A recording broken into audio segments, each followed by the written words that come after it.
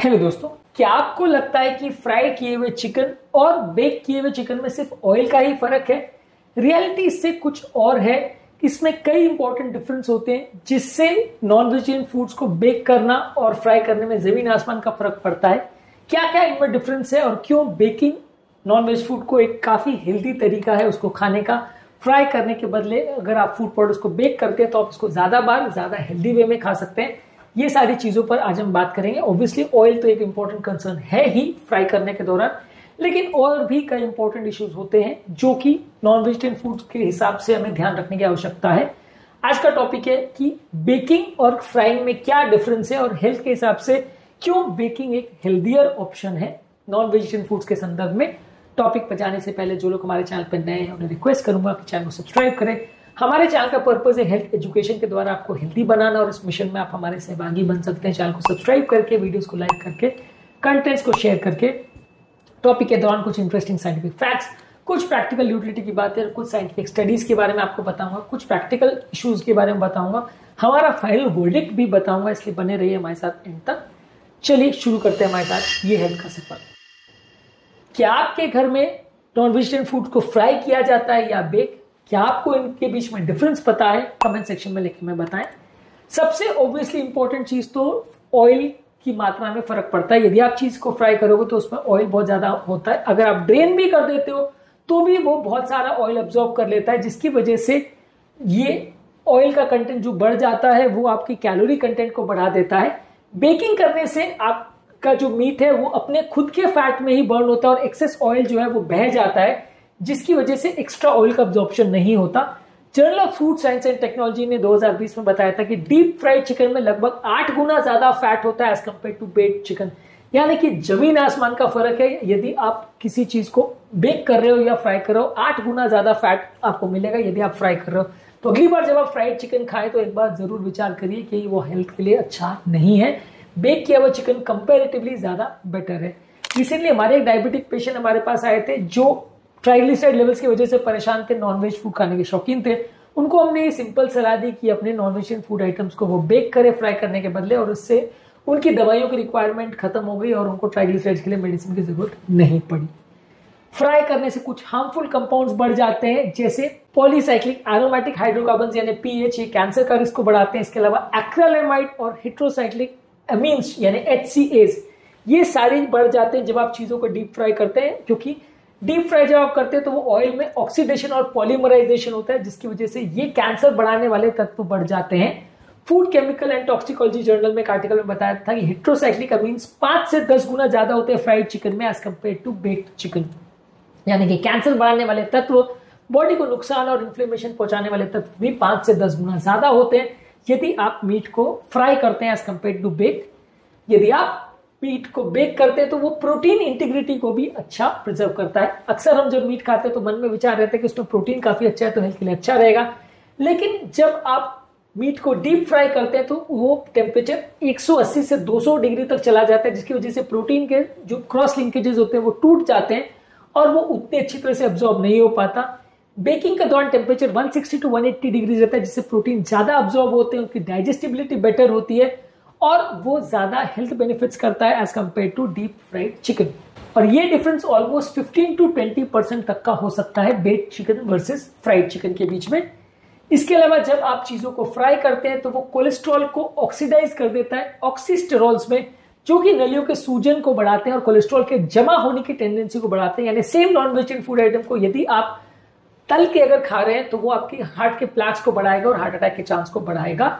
Nutrition and metabolism journal में 2018 में एक आर्टिकल पब्लिश हुआ था जिसमें बताया था कि फ्राइड एग और मीट खाने से 2 से 3 गुना हाई ऑक्सीस्टेरॉल कंटेंट होता है as compared to baked content में।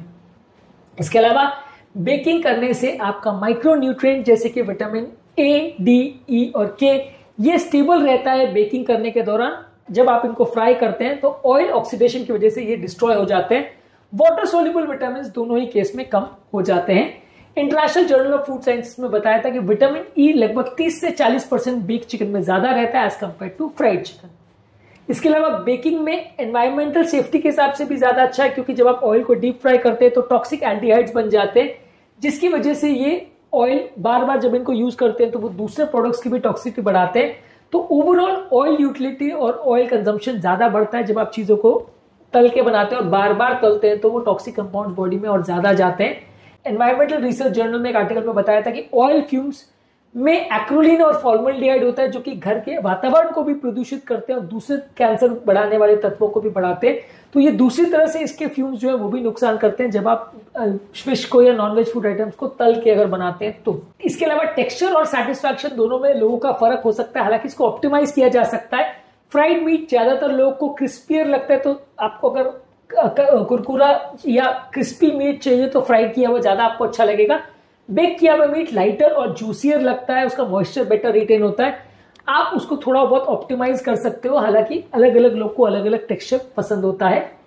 यदि आपको हार्ट, लिवर और पैनक्रियास की प्रॉब्लम है तो ट्राइग्लिसराइड लेवल्स और इंसुलिन लोड जो है वो फ्राइड फूड्स में ज्यादा बढ़ता है as compared to bake food.